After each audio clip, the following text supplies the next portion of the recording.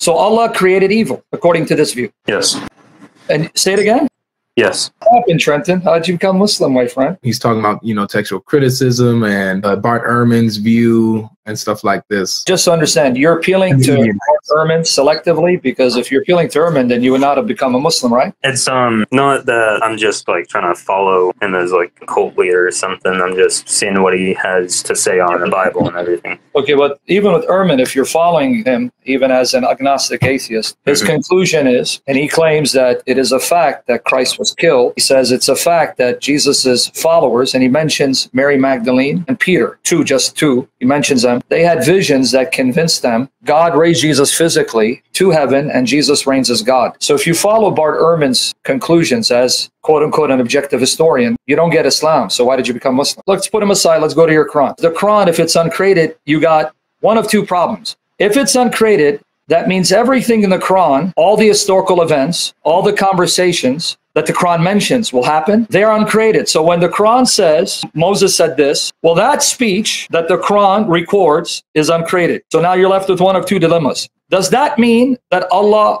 predestined that all the characters in the Quran would speak that way and do the things that the Quran says they would do? Because those speeches, those acts are beginningless. So was that predestined for them to do? For example, when the Quran says Moses slew a man, well, that is part of the Quran, and that's uncreated. So that means before Moses existed, the Quran already told us what Moses would do. So did Moses have free will, or is that predestined for him? I think, there's multiple views, but I feel like whenever I think about it, whenever I think about it, it's that everything would be predestined. So then Allah predestined everything that took place in the Quran, all the immoral acts, all the evil, all the idolatry. So Allah created evil, according to this view. Yes. And say it again? Yes. And you're okay with Allah creating evil. So you're okay with Allah creating individuals and creating their actions. It's, it's hard to think about, but, if you think about it like a giant author, writing this very detailed book, right? Because no, that analogy won't work, because either he's writing what he knows they would do, that makes Allah a dependent creation.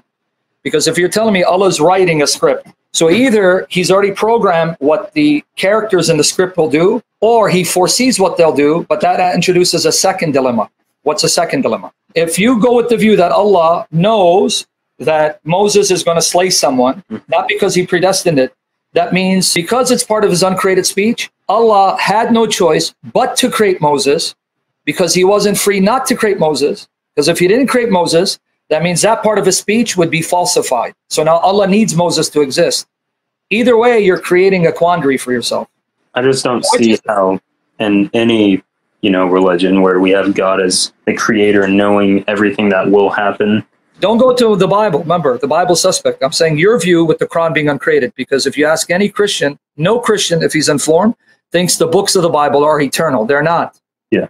The Bible consists of books where God created human authors and inspired them to incorporate their human personalities to communicate God's words in human language. So as such, the Bible's not uncreated. We don't have the view of the Bible that you have the Quran. So you can't apply that to me as a Christian, but I can apply it to you because that's what you believe about the Quran.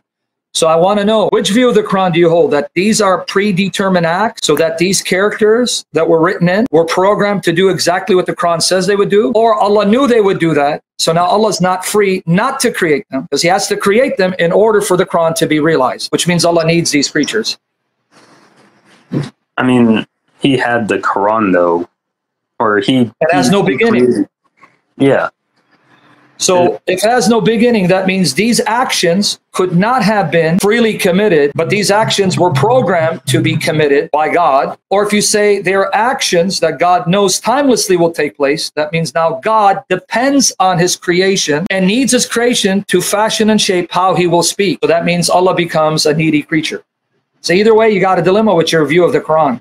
Yeah, for predestination, Romans 9, I've read that like a million times. Okay, so let me understand what you're doing. You're justifying Allah predestining all things by going to a Bible that you think is not truly inspired and corrupt. So are you saying now Paul is an apostle? If you appeal to Paul to confirm that Islam is right about predestination. You just made Paul authoritative for me to now appeal to show why Muhammad is an antichrist.